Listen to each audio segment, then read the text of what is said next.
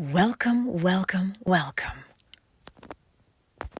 Mentalism, correspondence, vibration, polarity, rhythm, cause and effect, gender. Countdown initiated. 5, 4, 3, 2. Wicked people are with money. And we say that to ourselves. Oh, they must be a scam artist. Can't trust somebody with all that kind of money. We say that. Yet, you are still in a position of not having it. But the desire is to have it. And instead of entertaining all of the possibilities why and what you'd be doing and where you'd be going and enjoying yourself, you're looking at all the reasons why it makes you a bad person. Angst. Look at what comes up inside of you now. It starts to gnaw at you because it is unfulfilled. You're trying to hold the reins of a stallion and it's trying to run and you're like, no, don't. And the stallion says, I want to, I must. We have wild horses in Alberta. Oh my word, do we ever? And they just run and they run. And here you are with your desire, trying to hold on for dear life, telling it, don't run.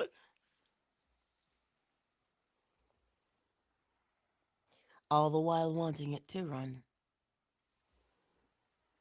Dr. Bruce Lipton explains it like this. He says, you're driving with your foot on the brake and the accelerator at the same time. Shoot, you're not going to get very far.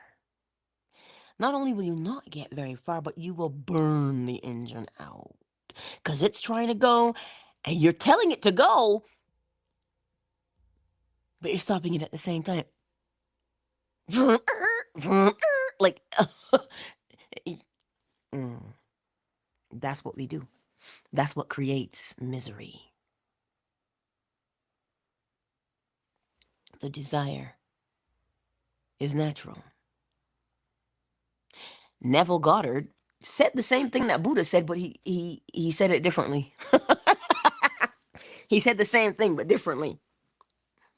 He said deferred occupancy. That's what Neville said. You have this desire, but you keep trying to convince yourself why you don't deserve it. All the reasons why you don't deserve it. All the reasons why this thing is bad. Thereby delaying yourself. The only person who suffers is you. Our desires are meant to be fulfilled because that is the natural outcome of desire. Cause and effect. The mood brings about the desire, right? And now the desire, which is the fulfillment, that's the effect of the desire, because the desire is the cause, the fulfillment is the effect. Cause and effect. You cannot stop cause and effect. But what we do to ourselves is the problem. And it is all mental. We're sitting here wanting something, but then we're telling ourselves, but if you pay attention, you'll see. And you'll understand why Neville Goddard tells you that the inner conversation is so critical. You want this thing, and it wants to be got. Because that's its outcome. That's his end game. To be got. But yet, we delay ourselves and we defer all through our mental conversation. For instance, we all know this song, If I Can't Have You, I Don't Want Nobody, Baby. We know that song. Listen to the lyrics. If I can't have you, I don't want anybody. What? So, what is that song saying? I'd rather be unhappy.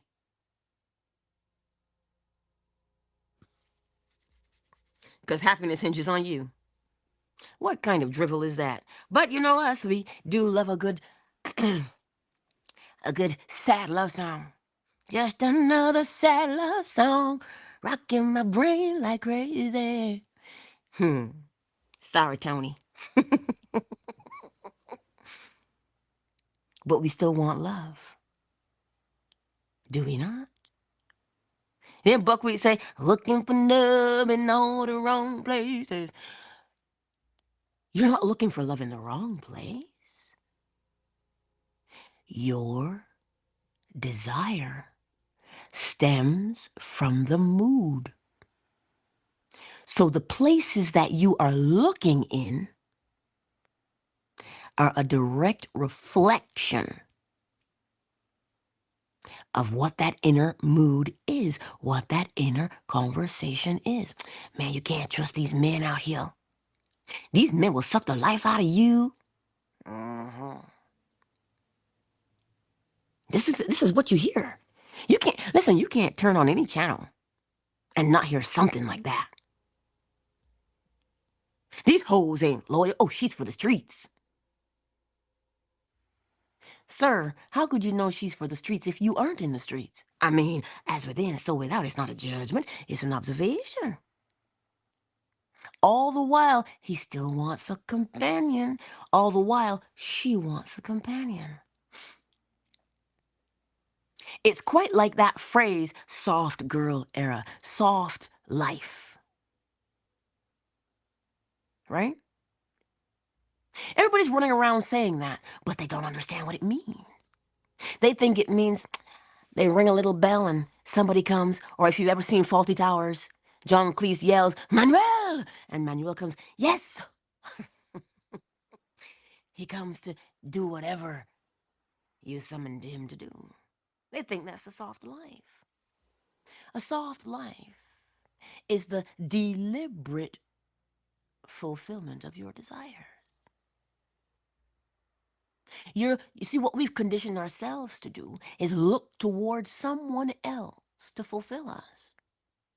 And that's the problem. This is where the misery will come from. How can I fulfill you, darling, when I don't know what your inner desire is? You see, when you know your inner desire, you begin to experience in imagination all the things you'd be doing in reality that bring about that fulfillment for you, naturally. I can't know that for you. You've got to know that for yourself. Just like I know mine. See, when you know yours and you're walking in it, experiencing in imagination what you'd be doing in reality, you know, you're a demure and sweet housewife. Or you're an understanding and caring and gentle husband. If you know what that is, you begin to act it out. And no longer are you consumed with, there's no good people left in the world. What now? We haven't even explored the ocean. But you know there's no good people left in the world? How is that? That is just an assumption. And an assumption, though false, if persisted in, will harden into fact. So you keep saying, there's no good people in the world, yet you still want one.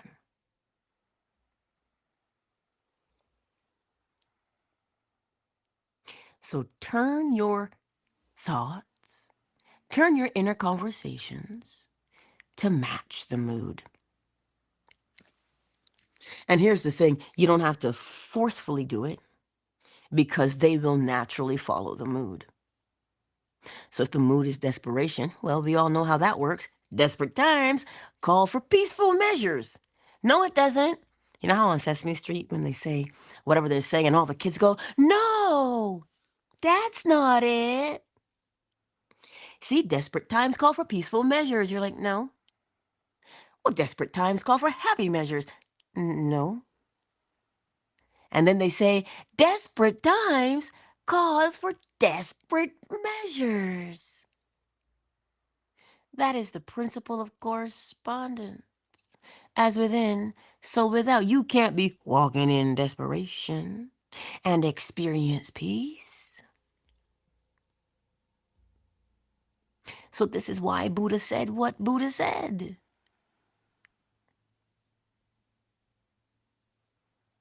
This is why Buddha said what Buddha said. So today, what is your desire? And here's the thing. Naturally, when I ask that question, people start thinking, well, I don't know what my desire is.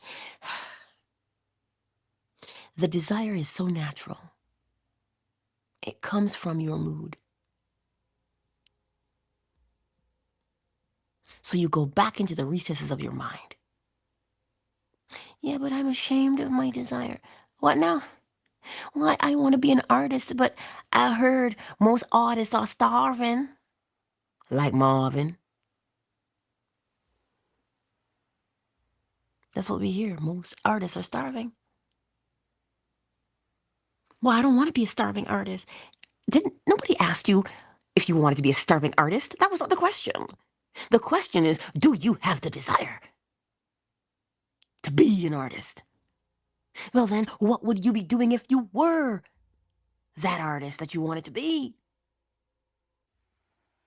But my mother said, I don't care what your mother said. What would you be doing if you were the artist? But I don't want to disappoint, but I don't want to be a failure. I don't care. What would you be doing if you were the artist? Because your desire is not going to go anywhere. So you may as well stop frustrating yourself and start answering the question. What would you be doing if you were the man or the woman you wanted to be? Well, you know, Angela, since you're being so crass and brash and harsh with me today, I would be doing ... Yeah, I'd be traveling the world. Even though it's far-fetched, I still don't think it's possible. I didn't ask if you thought it was possible, if it was near-fetched. I didn't ask you if it was out of your reach. Nothing is out of your reach mentally. It is always within your grasp. Which means you can always put your hand on it. What would it be like if you were the man or the woman you wanted to be? Well, you know, Angela, I'm near 300 pounds.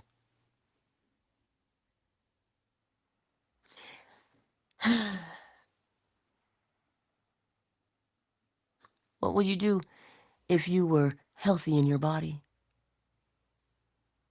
You start entertaining that, and naturally, you're going to start being very selective about what you eat. You're going to start being selective about going to the gym. You're going to go because the desire to be healthy is what drives you. You can see it. But if you sit there and say, oh my God, I'm 300 pounds. Nobody wants me. People think I smell bad. People think I just do nothing. People think I don't care about the way I look. What is that feeling? See that heavy feeling? It'll drive you to eat more. Drive you to punish yourself mentally, thereby perpetuating the cycle, keeping you overweight. But my mother didn't want me. Nobody wants me. You see the inner conversation. Yet the desire is to be healthy. The inner conversation must change. You don't have to force it to change. Get the image of health and vitality in your mind's eye and let that be the mood, and then your inner conversation will change to match. Because the outcome is always the fulfillment of the desire. And it has its own way, as Neville Goddard says, in fulfilling itself. Why would he say it has its own way of fulfilling itself? Because every cause has its effect, and every effect has its cause.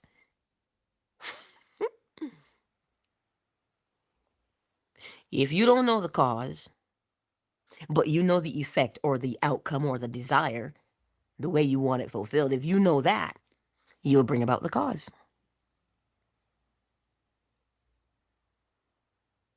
Because the pendulum ever swings.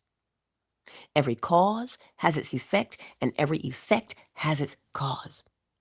So you don't have to force yourself. You don't have to beat yourself up. You just have to pretend you're on The Price is Right. And instead of the wheel having prizes on it, the wheel has moods on it. Go ahead there and give that wheel a spin.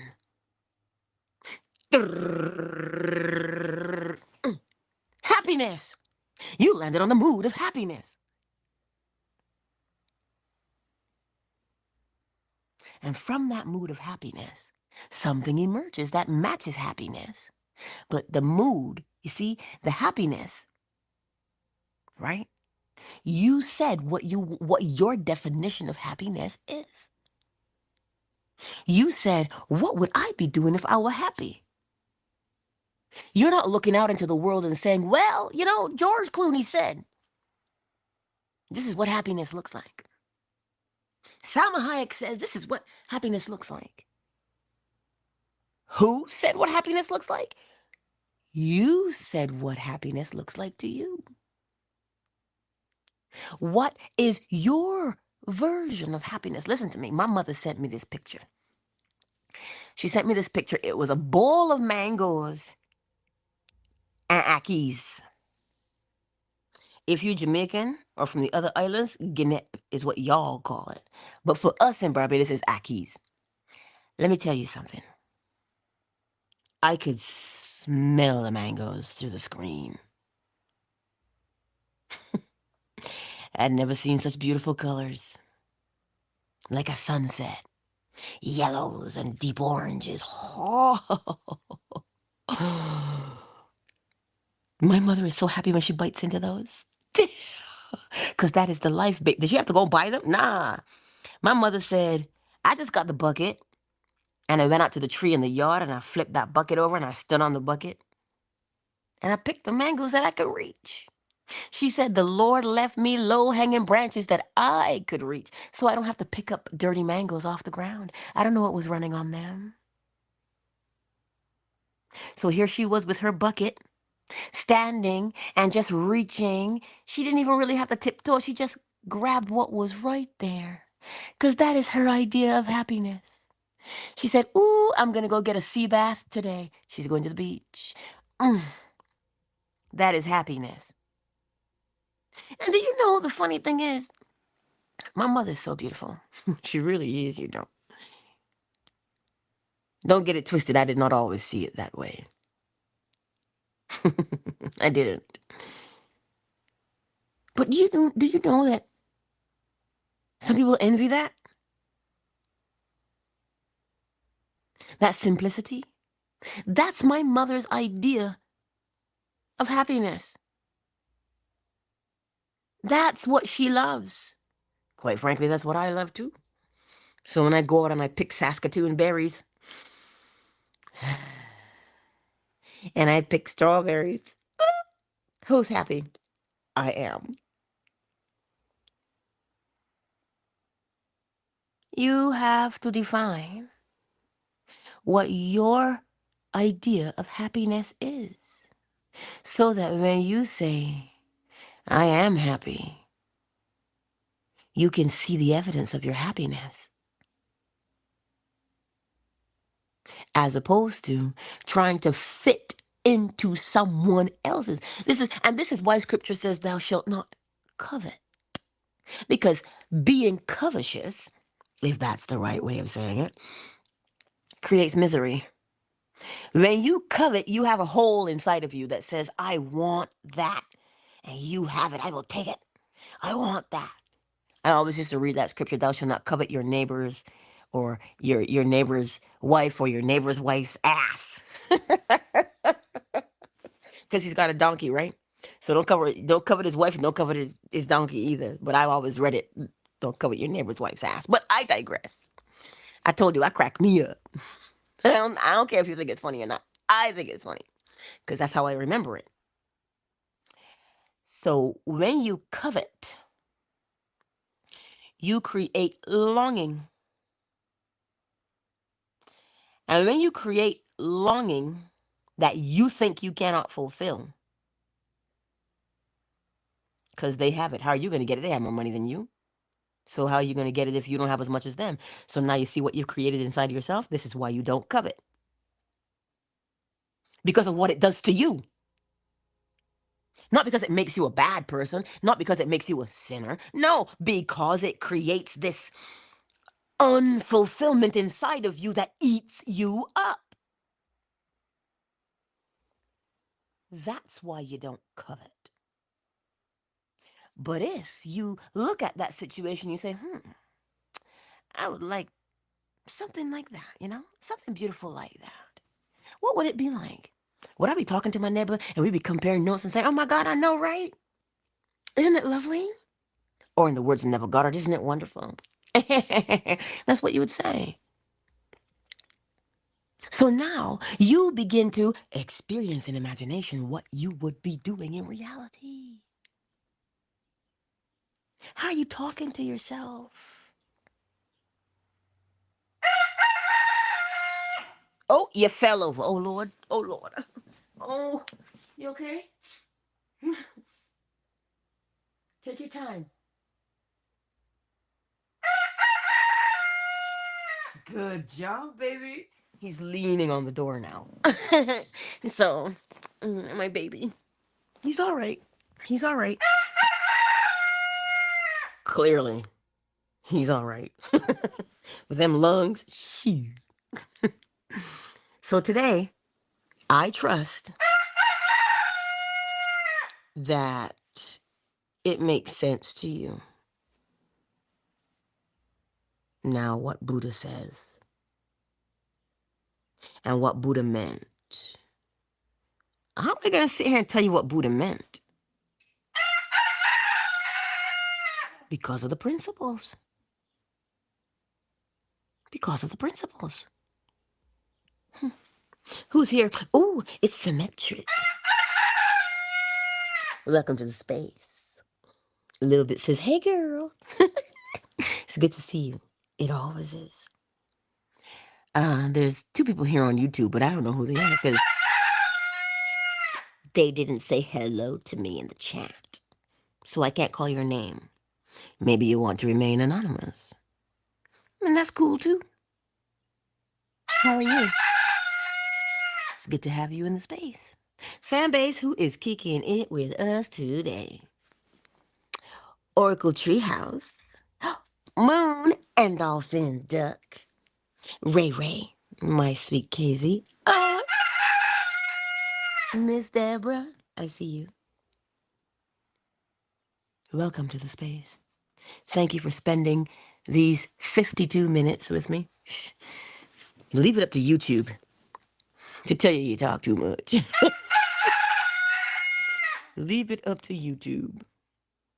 Sometimes I literally have to sit there and, like, if how people say I wish I could take my eyes open and stay awake. Sometimes I wish I could sit there and say, I'm not going to talk right now. I don't know that that's possible. I don't know that that's possible. Because I'm what you would call a chatty Cathy. Chatterbox. But anyhow, thank you all for spending your early morning, your crack of dawn morning with me. It is a privilege to be with you. It really is. It's a privilege to be with you too, a little bit. It really is, handsome. Yes, it is. We can hear the little birds singing outside. So as you go forth into this weekend, and you're out here in these streets, remember that it is your inner mood that brought about your desire. And let me say it to you again. Desire is the fulcrum upon which life rests. You know what a fulcrum is now. The little teeter-totter, the seesaw at the playground. You got Timmy on the left and Susie on the right. Why you never have a Deshaun and a I don't know, and a Jalen or a Shamar on the right? Depending on where you come from. And they're just happy and rocking, dipping and rising on that seesaw. The part that causes them or allows them to dip is the fulcrum. Life is balanced upon desire. It rests upon desire. Because if you take the fulcrum away, the teeter-totter does not move anymore. And the principle of vibration tells us that everything moves. Nothing stands still. So desire is what allows us to move. Because when you're not in the mood, you don't act, do you? You know what I'm talking about. We all do it. I'm not in the mood. I don't feel like doing that. And so then you don't. The mood is what moves us. Always towards satisfaction and fulfillment. Because you are meant to be at peace, my friends. That is your natural state of being, peace. But when we sit here and try and talk ourselves into why we don't deserve it, why we not good enough, then we bring about misery. Mental misery. And as within, oh, so without. Miserable on the inside, girl, you're going to be miserable on the outside. It is inevitable. So, are you going to test it out? Watch yourself. Whatever you're doing, watch yourself and you'll see the desire right there. It just came up just because you're doing what you're doing in that mood. And then you begin to entertain it. What would I be doing? What would I be doing? And then you see that feeling that says, yes, this is exactly what I'd be doing. And you know what I know? This is the feeling. It's the feeling of knowing. You know, not feeling as in emotion. Your body will register an emotion, yes, but it will register emotions based upon what you know. So it is what you know. So you know that if I have this on the inside, well, then it's going to be on the outside. You know that. Better than anybody. You know it. So that you can say, oh my God, what a coincidence. See, you know. And because you know, well then, you know the inevitable outcome. Fulfillment. It's not hocus pocus. It's not woo-woo. It's not magic. It is law. Test yourself. Where can you see a coincidence today? Because that's how you'll know. Because the thing you're thinking of is the thing you'll see. The person you're thinking of is the person you'll talk to. That's a quote-unquote coincidence. But what is a coincidence? When the internal matches the external. So test yourself and see if you can do it. You can. Anyway, I do love you. And I'll see you on Monday. I heard my mother in the back of my head. More so, I heard my grandmother and my mother's mother in the back of my head. Well, you know, God willing. Jeez. That's what they say. And every time I go to say, I'll see you when I see you, I hear in the back of my head, well, God willing. Who willing?